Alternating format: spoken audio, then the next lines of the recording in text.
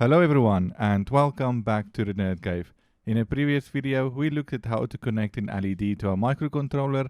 Now we are going to add more LEDs and we're going to create our own Lidar scanner, or also known as the Night Rider LEDs. To follow along with this project you will need the following components: a breadboard, an ESP32S3 Pico microcontroller, 8 LEDs, you can choose any color, and resistors, and the value will depend on the brightness, but anything between 200 to 1 kilo ohm should be fine.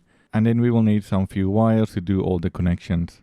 Once you have all your components, you can use the following circuit diagram to go build your circuit. This circuit diagram is also available on my website, but in short we are connecting LEDs from pin 33 up to pin 40. If you are new to electronics and you're not completely sure how to build this circuit, let me know in the comment section and I can make a separate video on this topic. After following the schematic diagram, you should have a circuit that looks similar to this. Now let's go plug in our microcontroller and we will head on over to my website and we will copy this example code here and then paste it inside Phony. Let's quickly go through the code together. First I import pin so I can control the GPIO pins, and U time so I can add small delays between steps.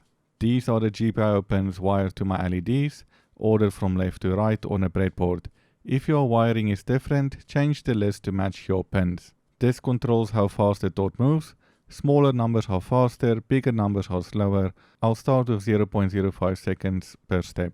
I turn each GPIO into an output and store all the LED objects in a list called LEDs. I'll also grab N, the number of LEDs, which we'll use in our loops. This function here will make sure all the LEDs are turned off before we light up the next one.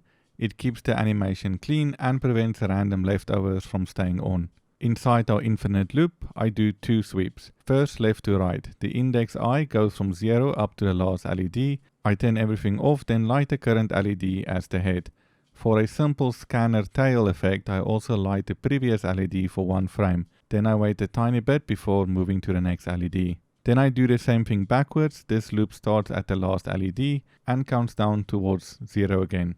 I light the current LED and optionally the neighbor to make the short tail. Running the code, we get the following result.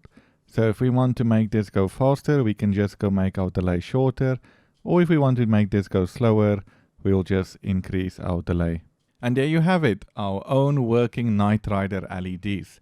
For the next video, we're gonna add some buttons here so that we can control the speed of these LEDs. I hope you enjoyed this video and I will see you in the next video.